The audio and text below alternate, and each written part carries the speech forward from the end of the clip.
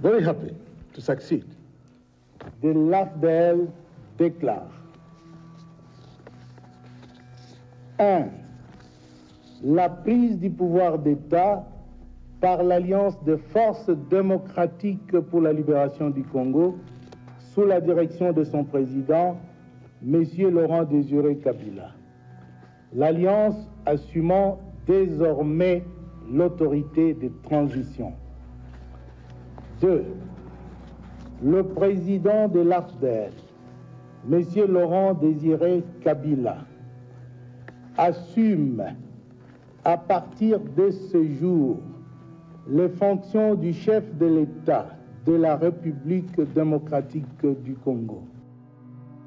17 mai 1997. Les troupes de l'Alliance des forces démocratiques pour la libération du Congo, la FDL, entrent triomphalement dans Kinshasa. Après 32 années de règne, le régime de Mobutu s'écroule. Le Zaïre cesse d'exister. À plus de 1500 km de là, dans son fief de Lubumbashi, Laurent Désiré Kabila reçoit un appel du général James Kabarebe, chef des troupes rebelles. L'heure est venue, le pays change de visage. Dans un communiqué en 9 points, Kabila s'autoproclame chef de l'État de la République démocratique du Congo. Il met ainsi fin à l'appellation Zaïre et annonce une transition de 2 ans. Il promet la formation d'un gouvernement de salut public dans les 72 heures et la convocation d'une assemblée constituante dans un délai de 60 jours. Cette assemblée devra élaborer une constitution provisoire pour régir la période de transition. Mais derrière les discours d'unité et de renouveau, la réalité sur le terrain est brutale. À Kinshasa, l'euphorie de la victoire laisse rapidement place au chaos. Pillage, règlement de comptes, exécution sommaire. L'armée rebelle peine à contrôler la capitale. C'est déplorable. En tout cas, on doit changer la mentalité pour que ces genres des histoires ne puissent plus arriver. Ils doivent changer. C'est la mentalité qu'on doit combattre. On peut changer les noms de pays et tout, mais si on ne change pas de mentalité, on va revivre ce qu'on a déploré pour la Deuxième République. 20 mai 1997, 19h, Laurent Désiré Kabila arrive à Kinshasa. Il annonce la formation d'un gouvernement sans Premier ministre. Un choix hautement symbolique. Le pouvoir sera concentré entre ses mains. La transition issue de la Conférence nationale souveraine, entamée 5 ans plus tôt, s'achève dans le silence. 22 mai 1997. 5 jours seulement après la prise de pouvoir, le nouveau gouvernement est proclamé. Il compte 13 ministres, dont 9 issus de la FDL. Aux côtés des fidèles du mouvement, on retrouve quelques représentants de la diaspora et d'anciens opposants ralliés. Mais la composition du cabinet révèle déjà la philosophie du régime. Pas de Premier ministre, pas de vice-président, pas même de ministre de la Défense. Le message est clair, un seul chef, un seul pouvoir. Parmi les ministres, des figures clés, Mwenze Kongolo aux affaires intérieures, Raphaël Genda à l'information, Bizima Karaha aux affaires étrangères, Justine Kasavubu, fille du premier président du Congo indépendant, à la fonction publique, et Jean-Baptiste Sondji à la santé.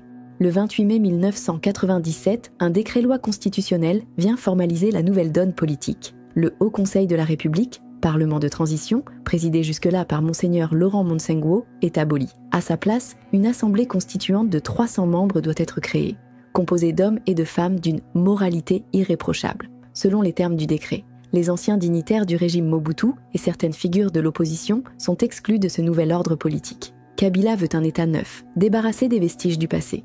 29 mai 1997, à peine 2 semaines après la chute de Mobutu, Laurent Désiré Kabila prête serment comme président de la République démocratique du Congo. La cérémonie ne se déroule pas au Parlement, dissous quelques jours plus tôt, mais au stade des Martyrs. Autour de lui, plusieurs chefs d'État africains venus saluer le nouvel homme fort de Kinshasa. Pasteur Bizimungu du Rwanda, Yoweri Museveni de l'Ouganda, José Eduardo dos Santos d'Angola et Frédéric Chiluba de Zambie. Devant la foule, Kabila annonce un calendrier de transition. Des élections législatives et présidentielles doivent se tenir en avril 1999, marquant selon lui le retour à la souveraineté populaire. Mais ce jour censé consacrer l'unité nationale laisse une impression étrange. Le stade de 80 000 places n'est rempli qu'à moitié. Dans une capitale en liesse, cette absence de ferveur interroge. Derrière l'image du libérateur se dessine déjà la méfiance. Dans les rues de Kinshasa, des manifestations éclatent, menées par des figures de l'opposition. Pour elles, Kabila n'est pas un héros, mais un nouveau dictateur qui cherche à remplacer la dictature mobusienne par la sienne. Leurs arguments sont clairs. La lutte pour la démocratie n'a pas commencé avec la rébellion de 1996, mais dès les années 1980, dans les universités, dans la presse libre, dans la clandestinité politique. Elle s'était intensifiée au début des années 1998 avec la Conférence nationale souveraine, aboutissant à une nouvelle constitution et à l'espoir d'un état de droit. 1996. À l'est du Zaïre, les premiers coups de feu résonnent. Une rébellion encore obscure, menée par un certain Laurent-Désiré Kabila, s'avance depuis les montagnes du Kivu. L'Alliance des forces démocratiques pour la libération du Congo, la FDL, vient de lancer sa conquête. À Kinshasa, la nouvelle provoque une onde de choc. Dans la classe politique zaïroise, opposition et majorité font cause commune. Tous dénoncent ce qu'ils appellent une agression rwandaise. Le pays tout entier semble suspendu à une même idée. Il faut défendre l'intégrité du territoire. Le parti lumumbiste unifié, le PALU, appelle la population à soutenir l'armée. Les Congolais doivent se montrer solidaires avec nos soldats pour la défense de la patrie, déclare le parti. Le pouvoir doit fournir immédiatement aux forces armées tous les moyens nécessaires pour bouter les agresseurs hors des frontières. Son chef, Antoine Gizenga, se veut plus direct. Les troupes rwandaises doivent être refoulées immédiatement. Le Rwanda recevra une leçon dont ses générations futures se souviendront pour toujours. Même Étienne Tshisekedi, chef de file de l'opposition, se range alors dans le camp de la résistance nationale. Le 26 octobre 1996, il appelle à la formation d'un gouvernement d'union nationale, composé à parts égales de représentants du régime Mobutu et de l'opposition. Pendant ce temps, le président Mobutu, affaibli par la maladie, se remet lentement sur la Côte d'Azur. Le 4 novembre, il apparaît à la télévision depuis le Cap Martin. « Je suis en bonne santé. Je rentre et je reprends les choses en main. » À Kinshasa, ses partisans exultent, militaires, politiciens et une partie de la population voient en lui le seul recours possible, l'homme capable de restaurer l'honneur perdu du Zaïre. Le 16 novembre, Tshisekedi se dit prêt à le rencontrer. 5 jours plus tard, le 21 novembre, les deux hommes se retrouvent sur la Côte d'Azur. Un moment inattendu, les anciens ennemis se serrent la main, sous l'œil des caméras. Tshisekedi déclare alors « Je suis venu présenter au président Mobutu toute ma sympathie, et celle du peuple zaïrois. Le plus important pour moi, c'est sa santé. » Il se dit favorable à l'intervention d'une force internationale et propose même de prolonger la transition politique de 5 années supplémentaires. Il était de mon devoir de venir le consoler, lui présenter toute ma sympathie, comme la sympathie de l'ensemble de notre peuple. C'est que notre peuple attendait depuis très longtemps, c'est-à-dire en termes de ce que nous appelons réconciliation nationale. L'union de la classe politique, la loi telle que le régit le pays, le Zaïre actuellement, reconnaît 2 familles politiques. Mobutu tente de solliciter l'aide de la France et des Nations Unies, sans succès. Sur le terrain, les forces armées zaïroises, déjà affaiblies, se désintègrent. Les soldats fuient, abandonnent leur position, se livrent à des pillages et des viols sur leur passage. Dans la nuit du 14 au 15 mars 1997, les troupes de la FDL encerclent Kisangani. À l'aube, elles s'emparent de l'aéroport de Bangboka, à 17 km de la ville. Le lendemain, Kisangani tombe. Le front s'effondre. Mobutu comprend alors que la contre-offensive tant promise est impossible. L'armée est en déroute, les provinces tombent les unes après les autres. Face à l'inévitable, le maréchal choisit la négociation, espérant sauver ce qui peut encore l'être. 24 mars 1997. Le Premier ministre Léon Kengo Wadondo démissionne. Le régime Mobutu vacille. L'armée se délite, l'administration s'effondre et les rebelles de la FDL poursuivent leur avancée irrésistible. Le 2 avril, dans un geste politique, Mobutu nomme Étienne Tshisekedi Premier ministre. Le chef de l'opposition, longtemps marginalisé, prend la tête d'un gouvernement qu'il veut monocolore, excluant toute figure mobutiste. Devant la presse, Tshisekedi déclare « Je suis sûr qu'en ce moment, le camarade Kabila doit jubiler. Il propose 6 portefeuilles à l'AFDL dans son futur gouvernement. » Mais du côté des maquis, la réponse est cinglante. Laurent-Désiré Kabila refuse catégoriquement toute participation à un gouvernement issu du régime Mobutu. « Nous luttons contre ce régime. Mobutu doit quitter le pouvoir. » Et d'ajouter, dans un ton tranchant, le futur gouvernement de transition ne comprendra que des membres de l'Alliance et des opposants qui n'ont jamais rallié Mobutu. Ceux qui se sont assis avec le diable le sont devenus aussi. Le fossé est désormais creusé. 13 avril 1997. Kabila rejette à nouveau tout projet de gouvernement d'union nationale. Pour lui, il ne s'agit plus de négocier, mais de prendre le pouvoir. Les grandes puissances ne peuvent venir nous imposer leurs conditions et décider qui doit diriger notre pays. Le temps est venu de laisser en paix le peuple congolais. Quelques jours plus tard, le 19 avril, le ton se durcit encore. La guerre doit continuer jusqu'à la libération de Kinshasa. Je n'accepterai jamais un gouvernement d'union nationale. Mobutu doit négocier avec moi les conditions de son départ. Jamais de la vie, il n'y aura jamais de cessez-le-feu. C'est soit vous l'obtenez comme conséquence de votre démission du pouvoir, ou il faut oublier. Si nous sommes allés négocier là-bas, c'est parce qu'on voulait injecter les moboutistes dans le corps d'autorité de transition, ce que nous avons dit, absolument non. 7 ans de transition. Pourquoi encore une année de plus? C'est pas possible. Le gouvernement français n'est pas du tout impartial. Ce que j'aimerais dire à M. Chirac, que la politique du gouvernement français est totalement injuste à l'égard de notre pays, de notre peuple pendant plusieurs années. Et les autorités françaises doivent venir du côté du peuple qui se révolte contre les hommes de paille, Mobutu, et toute sa classe politique autour de lui. Et je demanderai aussi au peuple français, êtes-vous prêts, vous Français, de prendre Mobutu et toute sa clique pour aller diriger ne fût-ce qu'une région de la France, parce que ce sont de meilleurs dirigeants?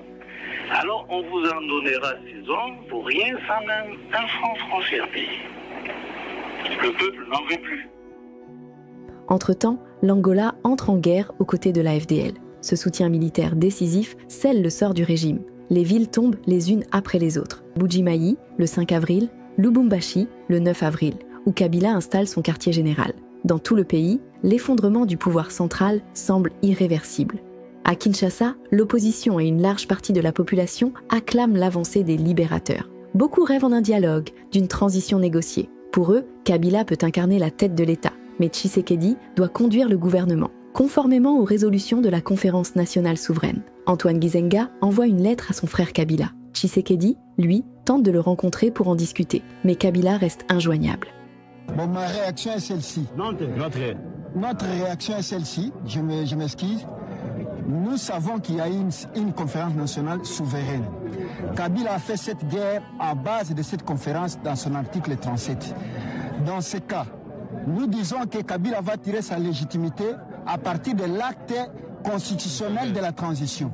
En reconnaissant Etienne Tshisekedi comme notre Premier ministre, à ce moment-là, Kabila tirera sa légitimité à partir de cette constitution.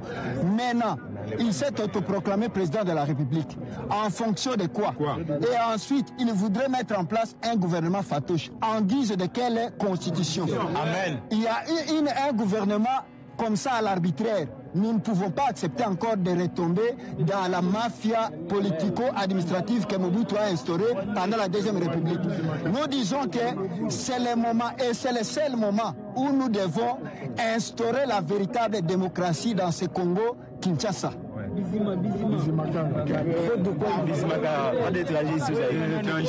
Attends, à part ça, vous êtes...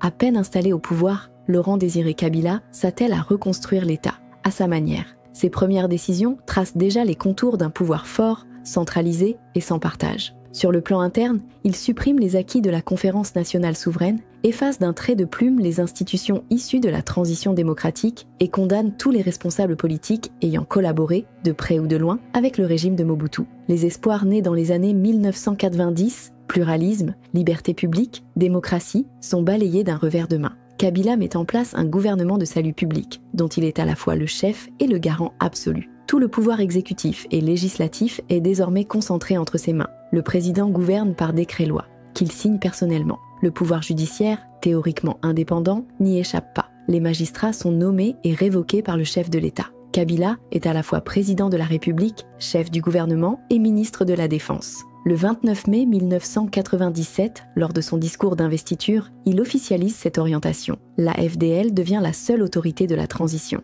Les institutions issues de la Conférence nationale sont dissoutes. Le pays entre dans une nouvelle ère, celle du pouvoir révolutionnaire. Mais dans les rangs de l'opposition, la colère monte. Les anciens partis politiques, privés d'existence légale, dénoncent le remplacement de la dictature de Mobutu par celle de Kabila. Mesdames et messieurs de la presse, bonjour.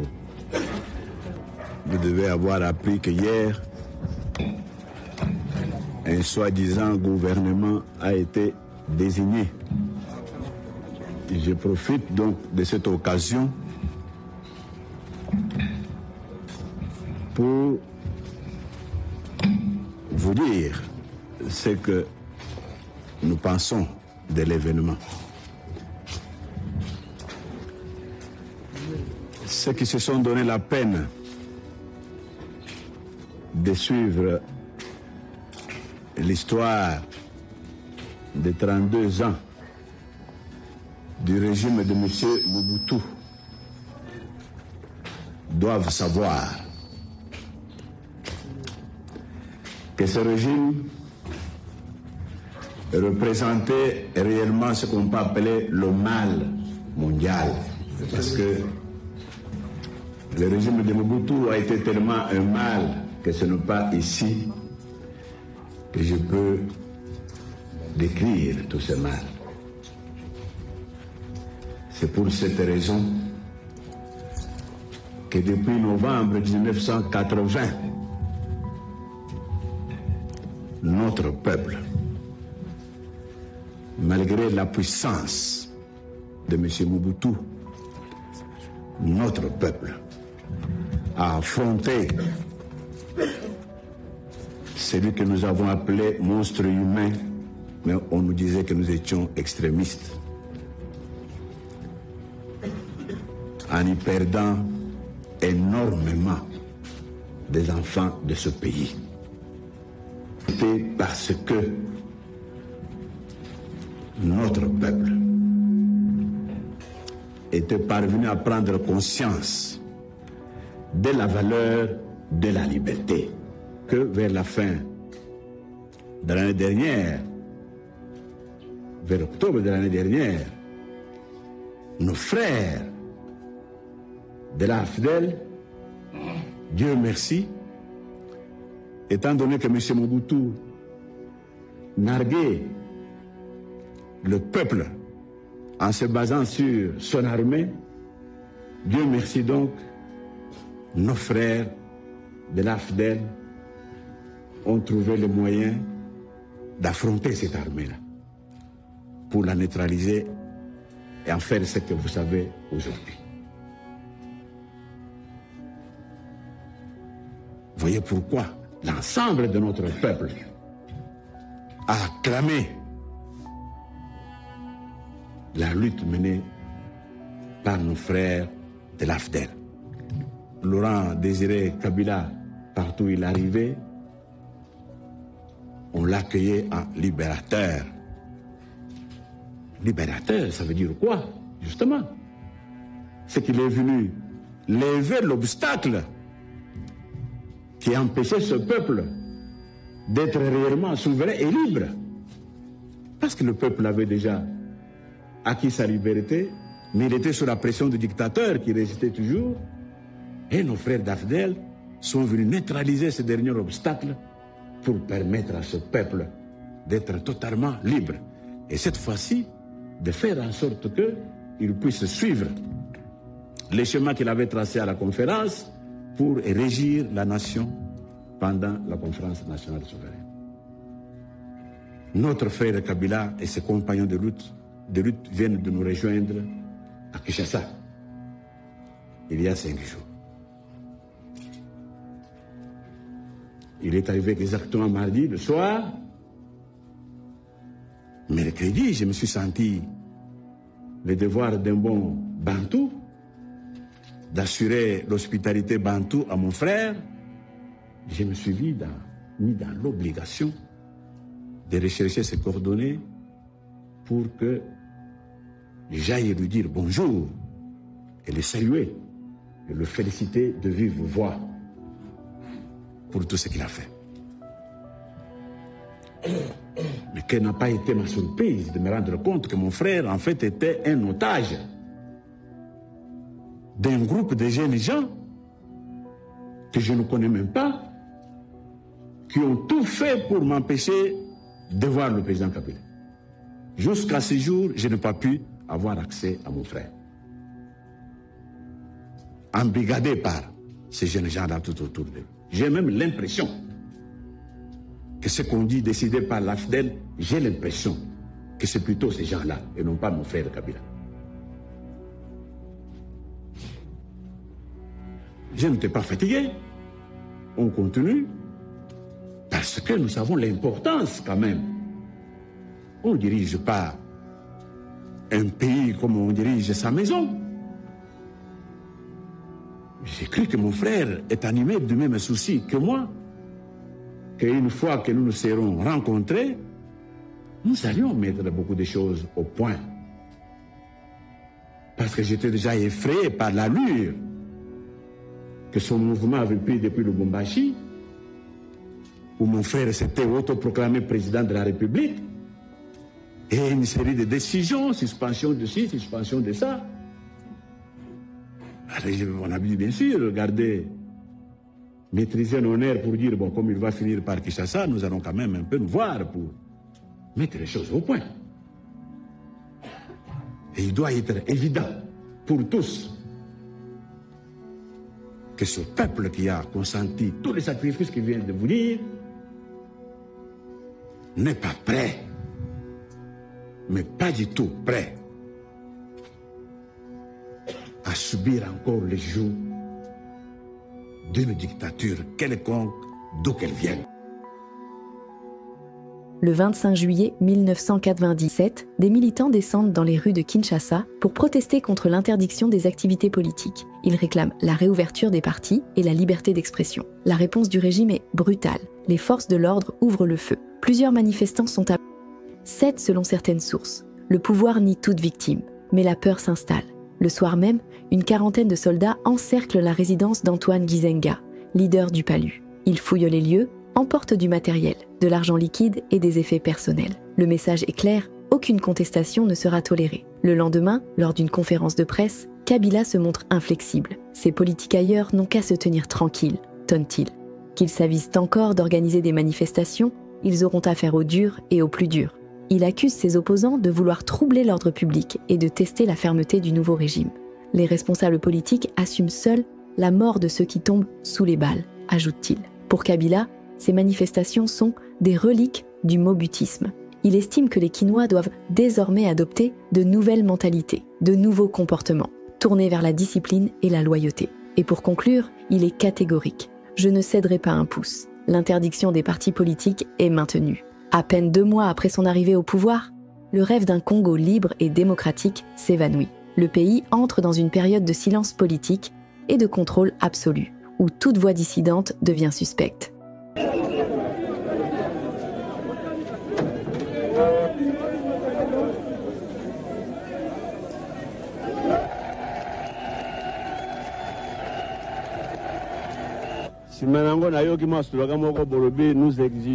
Nous exigeons le départ du nouveau dictateur. Vous exigez de qui?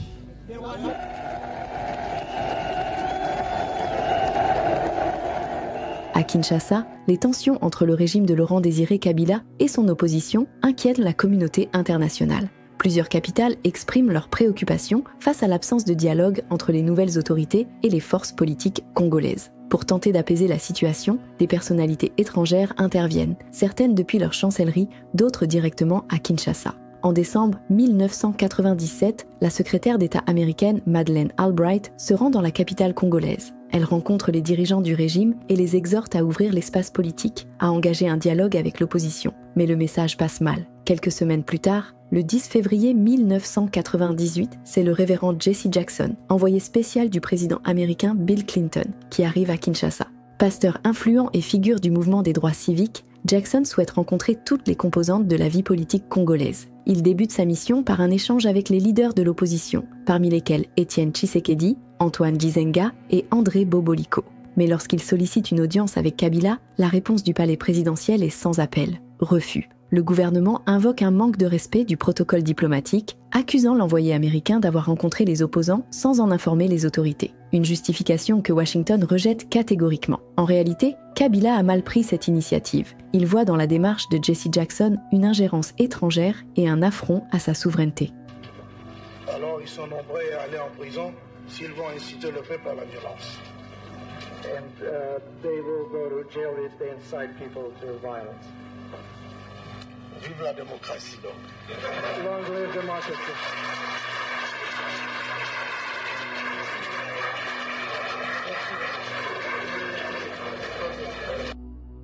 Le lendemain de la visite, le 12 février 1998, la répression s'abat à nouveau. Étienne Tshisekedi est arrêté et relégué dans son village natal. L'un des ministres du régime ironise devant la presse « Nous lui avons donné des semences et un petit tracteur pour qu'il puisse cultiver la terre ». Jesse Jackson, déçu, résume amèrement son passage à Kinshasa. « Je suis venu pour rencontrer toutes les composantes de la société congolaise. Notre souhait est d'aider le Congo à passer d'une dictature à une démocratie, d'un régime d'exclusion à un système ouvert et participatif. J'aurais voulu partager ces réflexions avec le président Kabila, mais il n'a pas été possible d'arranger cette rencontre. C'est regrettable. » Il conclut en appelant à la fin de l'interdiction des partis politiques et de l'usage des tribunaux militaires pour juger les civils. Le message, pourtant mesuré, irrite profondément Kabila. Peu après, il rompra pratiquement tout contact avec les officiels américains. À Paris, lors d'une rencontre avec la diaspora congolaise, il dira « Plusieurs fois, j'ai raccroché au nez de Madeleine Albright. Elle voulait me dicter la conduite à tenir pour le Congo. » Ces mots en disent long. Sans peut-être le réaliser, Laurent-Désiré Kabila vient de perdre l'appui de Washington, un tournant diplomatique majeur. L'homme qui, quelques mois plus tôt, incarnait l'espoir d'un renouveau africain aux yeux des puissances occidentales, devient désormais un chef d'État imprévisible, de plus en plus isolé. Lorsque nous avons dit 2 ans, nous étions de très bonne foi. Nous savions que le peuple veut une autre vie, une vie démocratique, une vie de liberté. Et maintenant encore, plus que pendant ce temps-là, le peuple est déterminé à gagner sa liberté, ses institutions démocratiques. Mais vous savez, lorsque Mme Albright a visité Kinshasa, elle était venue dans mon bureau me visiter avec mes collaborateurs pour me dire « Monsieur le Président, moi je viens. Écoutez, je suis professeur de sciences politiques à je ne sais quelle université là, avant qu'elle ait rejoint le State Department. Et que son cours spécialisé c'était que tout le régime totalitaire, lorsqu'il tombe, les chaos s'ensuivent automatiquement. Et qu'avez-vous fait, vous, pour arrêter le chaos ici au Congo? J'ai dit, c'est très simple. Je connais l'histoire de mon pays et l'histoire politique. En face de 400 partis politiques, de plusieurs milices, parce qu'on a capturé à la libération de Kinshasa 36 000 armes de guerre dans les mains du responsable. Et nous avons dit qu'il fallait un congé à nos hommes politiques très habiles. Donnez-les le congé de 24 mois. Et après, on va reprendre. Donc, on ne pouvait plus se jeter des pierres, faire des attroupements pour s'entre-accuser et en finir par des assassinats, etc. Le jeu était si simple et c'est comme ça que nous avons réussi. Ah, félicitations. Malgré ça, répétition. Liberté politique, maintenant là. Mais disons, après 24 mois, vous verrez que notre peuple a compris. Et c'est pourquoi, à Kinshasa, il est difficile d'avoir un autre langage que le langage de solidarité de tout un peuple.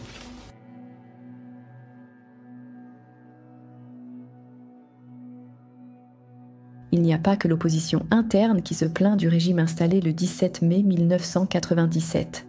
Parmi ceux-là même qui avaient contribué à porter Laurent-Désiré Kabila au pouvoir, les premières fissures apparaissent.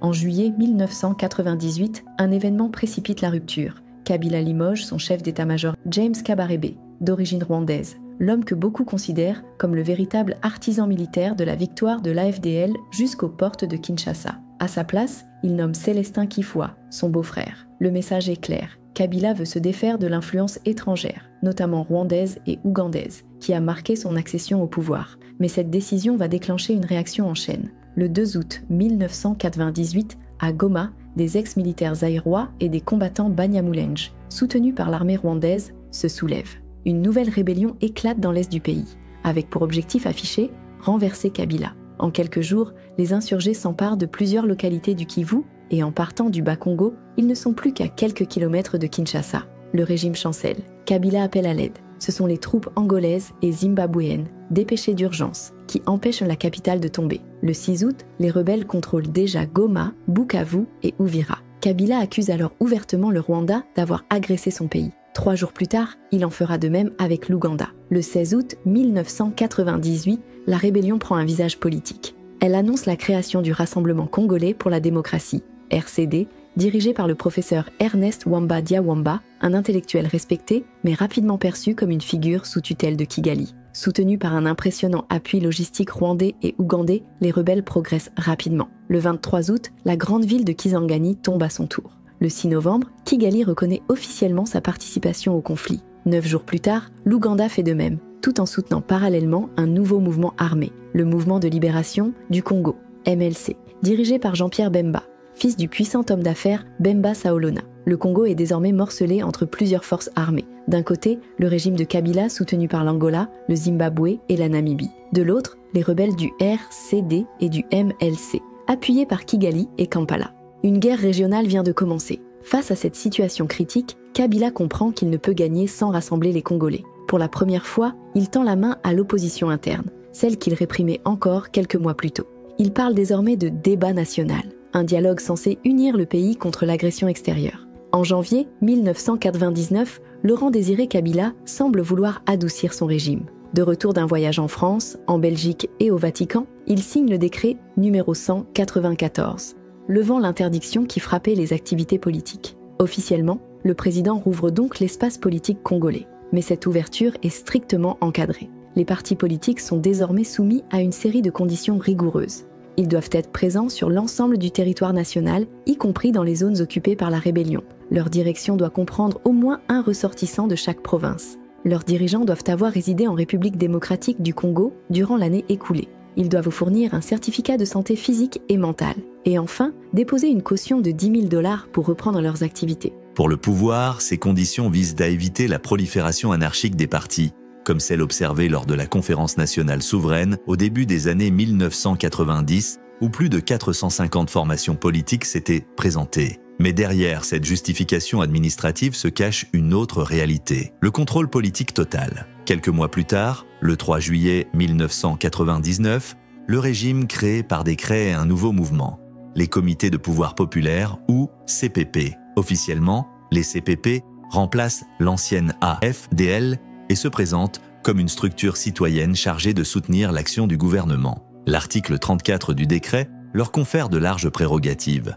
Les comités peuvent évaluer les politiques publiques, formuler des recommandations et même initier des actions judiciaires ou politiques. En apparence, le pouvoir cherche à associer la population à la gestion du pays. Mais dans les faits, les CPP deviennent une extension du régime, un outil de contrôle et de propagande. Chaque commune, chaque université, chaque structure publique dispose désormais de son comité local du pouvoir populaire, dont le financement provient directement du budget de l'État. À Kinshasa, les CPP reçoivent en moyenne 80 000 francs congolais par mois, tandis que le comité de l'université de Kinshasa bénéficie de ressources supérieures à la masse salariale de tous les professeurs réunis. Le discours inaugural des CPP ne laisse d'ailleurs aucun doute. C'est une déclaration d'allégeance au président Kabila. Ces comités ne traduisent pas une démocratisation du pouvoir, mais plutôt la renaissance d'un parti-État. Pour beaucoup d'observateurs, l'expérience rappelle le mouvement populaire de la Révolution, MPR, de Mobutu, né lui aussi d'un appareil politique conçu pour canaliser et neutraliser la vie publique.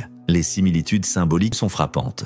Kabila adopte le surnom du Lion, en écho au léopard de Mobutu. L'équipe nationale de football, jadis appelée les Léopards, devient les Simba, les Lions. Dans les génériques télévisés, Kabila apparaît sortant d'une étoile rayonnante, là où Mobutu surgissait autrefois des nuages. Les slogans, eux aussi, rappellent le passé. Mobutu se présentait comme l'homme qu'il faut à la place qu'il faut. Kabila se proclame désormais l'homme qu'il fallait. Et comme dans les années 1970, les camps militaires et les infrastructures publiques prennent désormais son nom. Camp Kabila, avenue Kabila, école Kabila, l'opposition désillusionnée y voit la résurgence d'une nouvelle dictature reproduisant les réflexes du mobutisme qu'elle croyait révolu.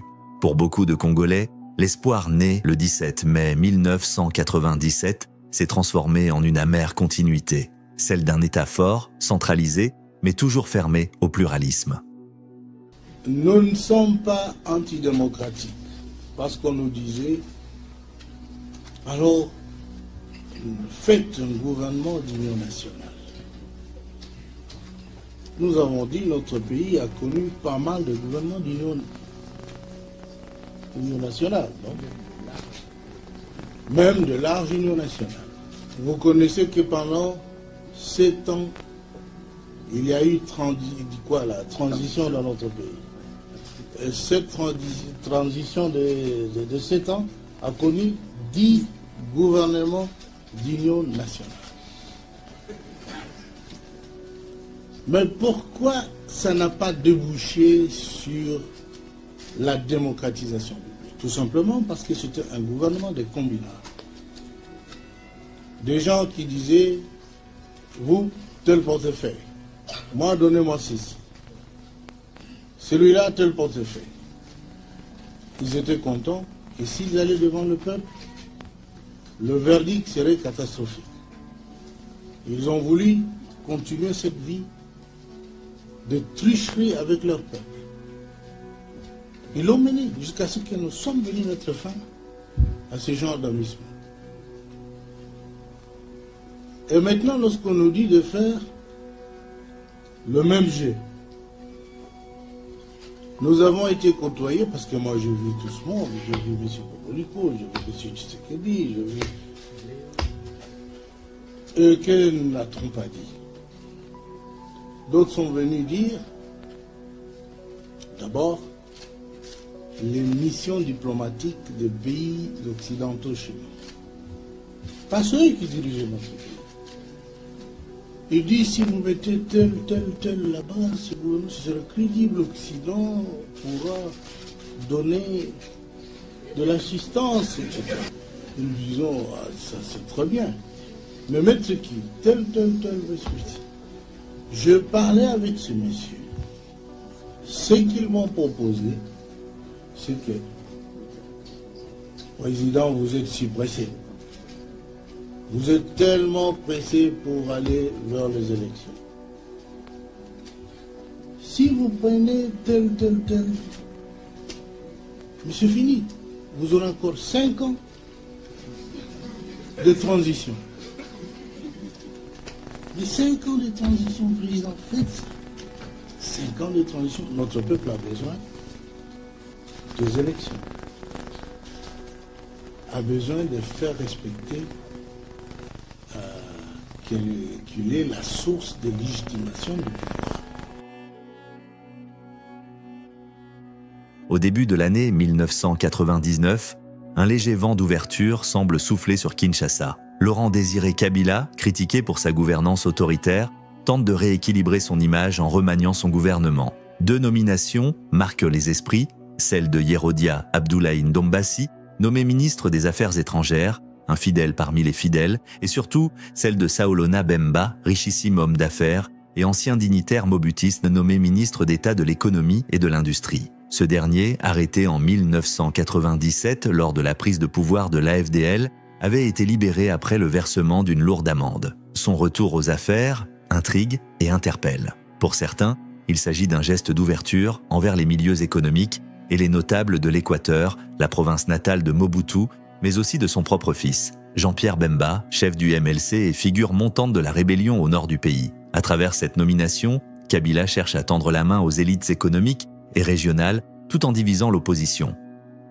Le 27 mars 1999, le président et son gouvernement appellent à un débat national. Selon Kinshasa, il s'agit d'une grande conférence destinée à réfléchir sur une nouvelle constitution, à redéfinir la légitimité du pouvoir et à organiser la vie politique autour de règles stables. Mais pour l'opposition et les mouvements rebelles, cette initiative n'est qu'un écran de fumée. Eux réclament non pas un simple débat, mais un véritable dialogue national mené sur un pied d'égalité entre toutes les parties, gouvernement, opposition, rébellion et société civile. Leur objectif, instaurer un nouvel ordre politique fondé sur le pluralisme, la démocratie parlementaire et la fin du monopartisme qui continue de dominer le pays. Beaucoup de figures politiques, sceptiques face à cette ouverture contrôlée, déclinent l'invitation du régime. Pendant ce temps, sur le terrain militaire, la guerre continue de ravager le territoire. C'est dans ce contexte de chaos et de fatigue générale que s'ouvre une nouvelle étape diplomatique décisive. Le 10 juillet 1999, dans la capitale zambienne Lusaka, sous les auspices du gouvernement zambien, de l'Organisation de l'Unité africaine, OUA, et des Nations Unies, tous les belligérants, le gouvernement congolais, les rébellions et leurs parrains régionaux signent enfin un accord de cessez-le-feu. Cet accord de Lusaka, structuré en 13 chapitres, marque une avancée majeure. Il prévoit la cessation immédiate des hostilités, le désengagement progressif des forces étrangères, la libération des prisonniers et des otages, le retour de l'autorité de l'État sur l'ensemble du territoire, et surtout l'ouverture d'un dialogue intercongolais réunissant toutes les composantes de la nation. Le chapitre 5 de l'accord détaille la nature de ce dialogue. Il devra regrouper le gouvernement de Kinshasa, les deux principaux mouvements rebelles, l'opposition politique et les forces vives de la nation. Toutes les parties, selon le texte, bénéficieront du même statut et seront liées par les résolutions adoptées lors des négociations. Pour garantir la neutralité du processus, l'accord confie à l'Organisation de l'Unité africaine la mission d'en assurer la supervision avec l'aide d'un facilitateur neutre choisi pour son autorité morale et son expérience diplomatique. Ce médiateur devra non seulement assurer la sécurité des participants, mais aussi organiser les consultations, conduire les débats et favoriser la réconciliation nationale en vue de la création d'un nouvel ordre politique en République démocratique du Congo. Enfin, le chapitre 6 précise que, à l'issue des négociations politiques intercongolaises, l'autorité administrative de l'État sera rétablie sur l'ensemble du territoire national. Pour la première fois depuis le déclenchement de la guerre, une perspective de paix et de reconstruction semble se dessiner. Mais entre la signature des accords et leur mise en œuvre, le chemin sera long et semé d'embûches. Alors que les accords de Lusaka venaient tout juste d'être signés, le pays s'enfonce paradoxalement dans une nouvelle phase de crispation politique. Les promesses d'ouverture et de réconciliation nationale se heurtent rapidement à la réalité autoritaire du régime. Le 19 juillet 1999, à Kinshasa, un drapeau du parti lumumbiste unifié, PALU, flotte timidement dans la cour d'une maison du quartier Ngaba. Son propriétaire, Christophe Nsangu Matembi, 57 ans, père de 8 enfants, a voulu marquer le retour officiel de son parti à la vie politique après des années de clandestinité. Mais ce simple geste, un drapeau hissé au vent, suffira à lui coûter la vie. Willy Nkoukou, membre des comités de pouvoir populaire, CPP, la structure politique mise en place par Kabila pour encadrer la société, remarque la bannière du PALU et la dénonce aussitôt aux autorités. Quelques heures plus tard, des policiers font irruption chez Nsangu et l'embarquent de force. Il sera emprisonné sans procès, soumis à des conditions de détention inhumaines, privé de soins et de nourriture. Le 11 octobre 1999,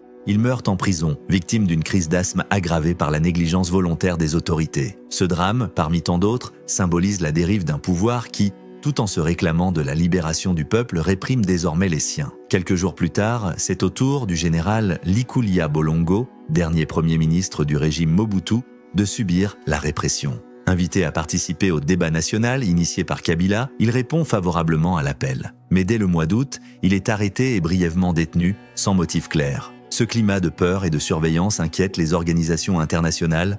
Nous avons des preuves.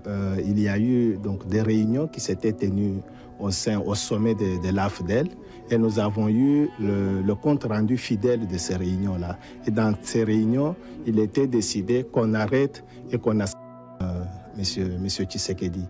L'irréparable allait arriver. Et voilà, hier, l'AFDEL a atteint donc le paroxysme de sa barbarie en arrêtant M. Tshisekedi. Et nous craignons très fort pour la vie de M. Tshisekedi. Parce que nous avons affaire aux individus qui ne sont pas des hommes d'État, des aventuriers, des opportunistes qui peuvent se permettre n'importe quoi. Aujourd'hui où nous parlons, vous avez les journalistes, les politiciens, les professeurs d'université, les recteurs d'université, les chefs coutumiers, les politiciens qui sont emprisonnés et torturés. Les anciens dignitaires du régime Mobutu, 32 au total sur les 35 internés au centre pénitentiaire de rééducation de Kinshasa, anciennement prison centrale de Makala, ont retrouvé pour quelques heures la liberté, le temps d'être reçus ce vendredi 5 décembre 1997 au Palais de la Nation par le président de la République, Mzee Laurent Désiré Kabila. Le chef de l'État a tenu à lever l'équivoque sur le motif de leur arrestation.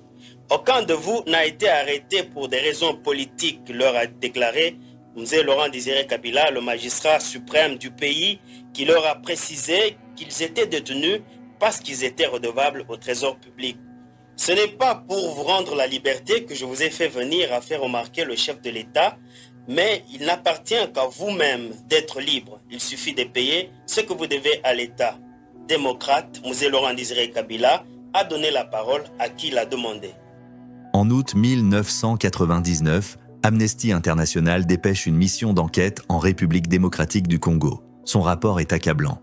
Les avancées limitées dans le domaine des droits fondamentaux dont la population de l'ex-Zaïre avait bénéficié depuis 1990 se sont systématiquement dégradées depuis l'accession au pouvoir du président Laurent Désiré Kabila, écrivant les enquêteurs. Toute forme de dissidence pacifique, réelle ou supposée, est sévèrement réprimée par l'emprisonnement, la torture ou d'autres traitements et dégradants. Les opposants politiques, les journalistes et les défenseurs des droits humains sont arrêtés sans procès, souvent condamnés par des tribunaux militaires d'exception et fréquemment battus lors de leur détention. Le rapport met en lumière un système répressif solidement installé où la cour d'ordre militaire, comme créée par décret présidentiel, sert d'instrument pour faire taire toute contestation. Ironie du sort, ce climat d'oppression s'installe au moment même où, sur le papier, la République démocratique du Congo s'engage à construire un nouvel ordre politique fondé sur le dialogue et la démocratie. Selon les accords de Lusaka, le dialogue intercongolais devait s'ouvrir 45 jours après la signature du cessez-le-feu. Il devait rassembler toutes les forces politiques et militaires, gouvernement, rébellion, opposition et société civile, pour établir une transition démocratique, former une armée nationale et rétablir l'autorité de l'État sur tout le territoire. Mais ce dialogue n'aura jamais lieu sous Laurent Désiré Kabila. Il faut des personnes intègres, il faut des jeunes conscients de ce que le Congo doit être un pays moderne comme les autres, un pays qui s'est construit. Vous êtes bien en Belgique ici, les autoroutes, les lumières, le ceci. Alors que dans notre pays, tout riche qu'il est, dans l'arrière-pays, le paysan, toute sa richesse, c'est une machette, une roue et une natte. Il n'a pas de lit. Il a vécu comme ça pendant les 3 décennies du moutisme. Et ce monsieur l'ont isolé. Pas de route, pas d'infrastructure de communication avec l'arrière-pays, le monde du paysan. D'où la misère. Toute l'économie était de subsistance. Il cultivait pour se nourrir. Il ne pouvait pas vendre. Parce que le gouvernement qui se sont succédés, et avec les 7 ans de transition ou avant, ne se sont pas occupés de reconstruire les routes, de relier les villages à un réseau routier qui les conduit dans des villes. Ils étaient abandonnés, oubliés. Quand Laurent Désiré Kabila arrive au pouvoir en mai 1997, la République démocratique du Congo hérite d'une économie à genoux. 20 années de crise, de mauvaise gouvernance et d'isolement international ont laissé le pays exsangue. Depuis le début des années 1990, le déclin du Congo, amorcé dès la zaïrianisation de Mobutu, s'est accéléré. L'économie nationale est revenue à son niveau de 1958, alors que la population a presque triplé passant de 15 millions d'habitants à plus de 42 millions en 1992. Le pays traîne derrière lui 9 milliards de dollars d'arriérés de paiements extérieurs, une production minière effondrée et un secteur public à l'agonie. Les grandes entreprises d'État, dans les mines, les transports ou l'énergie, sont insolvables. La production de cuivre, jadis fleuron de l'économie congolaise, s'est effondrée de 506 000 tonnes en 1976 à seulement 38 000 tonnes en 1997. L'agriculture de subsistance occupe désormais 60% du PIB. Les revenus de l'État ne représentent que 4% de la richesse nationale et la dette extérieure atteint 14 milliards de dollars américains. En 1997, le revenu annuel moyen chute pour la première fois sous la barre des 100 dollars par habitant. La RDC figure alors parmi les pays les plus pauvres du monde. Le trésor public survit grâce aux droits de douane, à quelques licences minières et aux taxes d'importation. Les services publics sont quasiment inexistants, les infrastructures délabrées et les routes souvent impraticables. Dans certaines régions, l'économie se résume au troc et aux marchés informels. Durant les premiers mois du pouvoir de la FDL, une éclaircie semble poindre. L'inflation, jadis galopante, est contenue à 14%. Mais cette stabilité est trompeuse, elle ne vient pas d'une relance économique mais d'une réalité simple. Le gouvernement ne peut pas imprimer de nouveaux billets. En 1998, le régime lance une réforme monétaire spectaculaire. Sous le slogan « Une monnaie unique pour un peuple uni », le franc congolais voit le jour. Le 30 juin 1998, les premiers billets circulent. Un franc congolais vaut alors $1 américain. Pour renflouer les caisses de l'État, Kabila met en place une série de mesures fiscales inédites. Les dettes envers le Trésor sont désormais payées en timbres fiscaux. Un système de précompte retient 3% sur les transactions commerciales et les services douaniers sont durcis. Mais la réforme la plus marquante intervient en février 1999 avec la création de la Bourse congolaise des matières premières, la BCMP. La BCMP est censée ramener l'ordre dans un secteur minier échappant à tout contrôle. Désormais, les négociants privés sont contournés. Les agents de l'État achètent directement les diamants ou les minerais aux exploitants artisanaux avant de les revendre aux comptoirs officiels. L'objectif est double, limiter la contrebande vers les pays voisins et assurer au Trésor une source directe de revenus.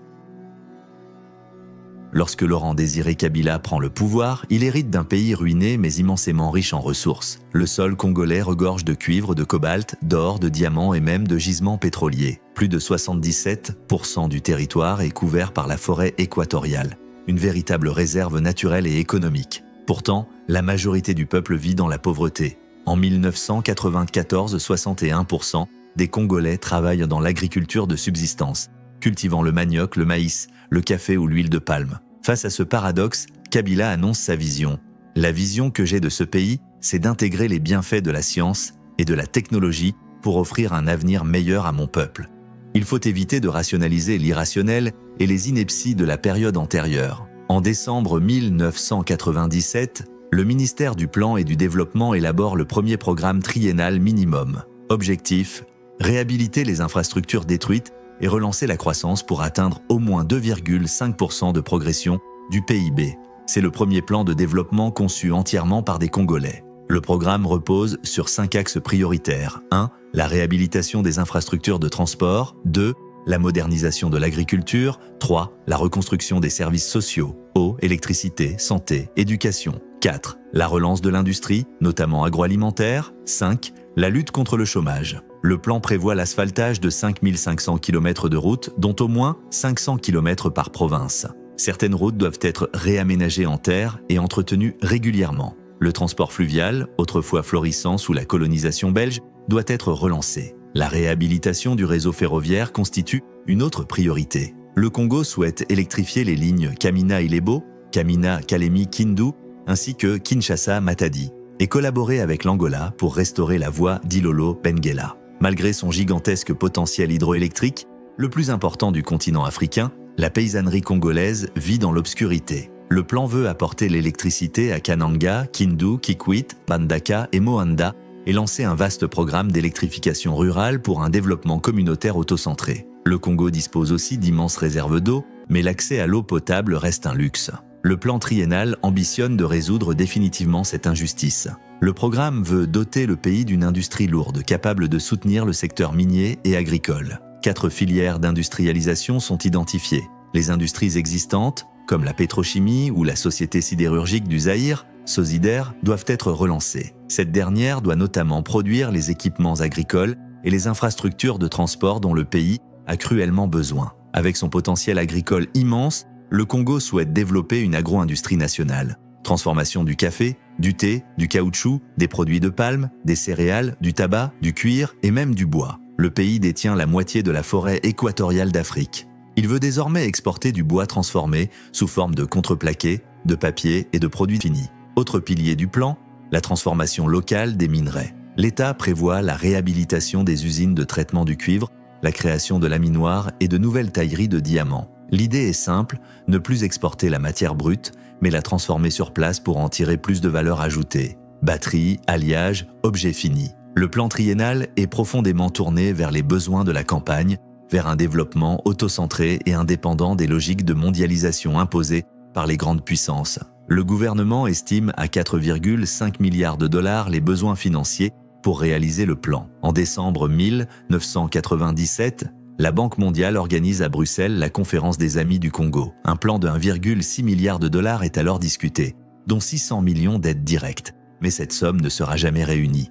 Les bailleurs internationaux, inquiets de la dérive autoritaire du régime Kabila et des violations des droits humains, préfèrent financer les projets portés par des organisations non gouvernementales et des associations locales. Faute de capitaux, seule une infime partie du plan sera exécutée. Quelques réhabilitations routières, des centres agricoles, des projets d'électrification et des études pour un bureau national de l'emploi. En fin de compte, le plan triennal restera dans l'histoire comme une promesse non tenue, symbole des ambitions d'un État renaissant, étouffé par le manque de moyens, la guerre et la méfiance de la communauté internationale.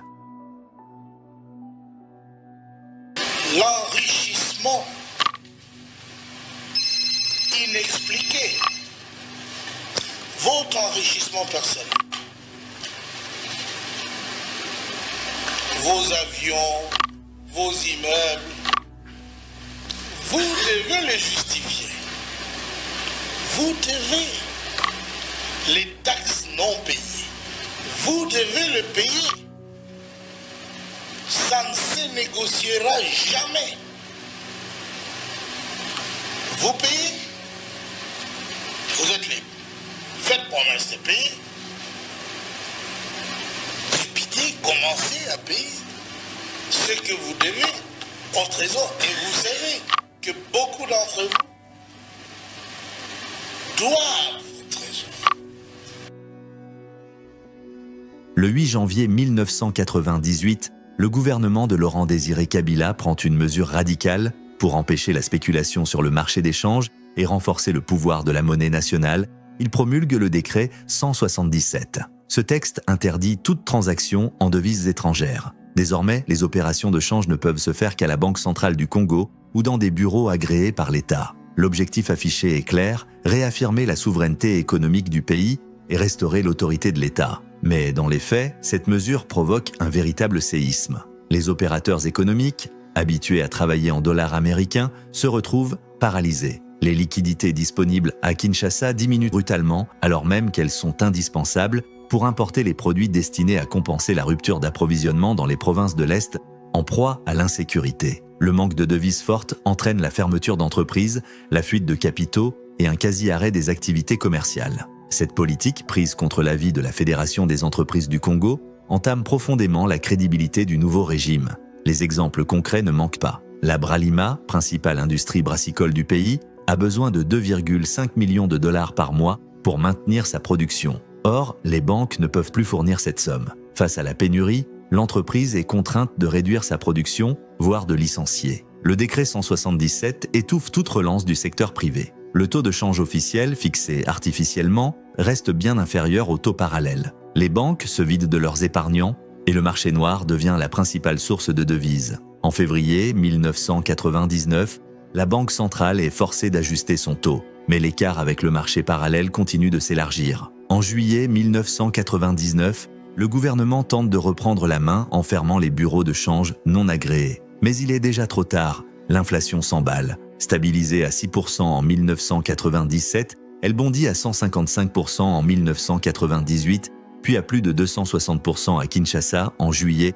1999. Les recettes de l'État s'effondrent. En janvier 1999, elles s'élèvent à 69,7 millions de francs congolais, contre 109,8 millions de dépenses. Pour compenser le manque de ressources, le gouvernement fait tourner la planche à billets, aggravant encore la spirale inflationniste. La reprise de la guerre en août 1998 accentue la crise. La fermeture du port de Matadi, principale porte d'entrée du commerce extérieur, provoque une chute des importations de produits du pétrolier. Le prix de l'essence s'envole, entraînant une hausse généralisée des coûts de transport. Pour apaiser le mécontentement social, le gouvernement distribue temporairement l'eau et l'électricité gratuitement à la population à la fin de l'année 1998. Mais ces mesures d'urgence ne durent pas. En avril 1999, le prix de l'essence triple et le coût du transport double. Refusant de libéraliser les prix, Kabila tente de maintenir artificiellement le prix à la pompe, alors que le cours international du baril est en hausse.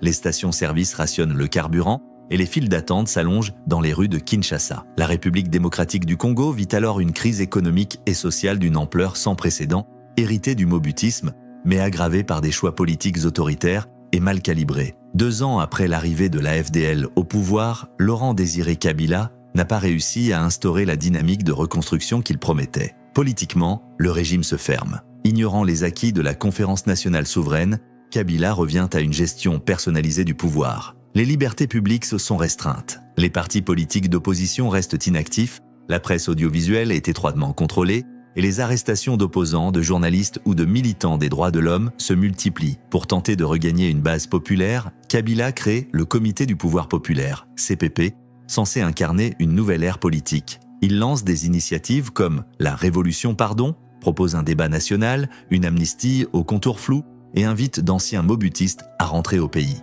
Mais ces gestes symboliques ne s'accompagnent d'aucun changement réel. Le pouvoir reste confisqué. Août 1998, un tournant décisif survient. Les anciens alliés de Kabila, le Rwanda et l'Ouganda, se retournent contre lui. Kigali, qui avait soutenu son accession au pouvoir en 1997, est désormais accusé par Kabila de vouloir contrôler la politique congolaise. Face à cette trahison, le président lance un appel vibrant à la mobilisation populaire. Il exhorte les Congolais à se lever pour bouter les envahisseurs dehors. La deuxième guerre du Congo commence, un conflit d'ampleur continentale qui plongera le pays dans des années de violence et de division. L'issue est certaine qu'ils vont perdre la guerre partout, même là où ils prétendent encore avancer. C'est une guerre injuste imposée à un peuple souverain. Et le peuple doit se mobiliser. Il n'est pas encore assez mobilisé pour répondre à l'agression. Et je pense que l'issue est certaine. La victoire appartient au peuple congolais. Le peuple doit se mobiliser.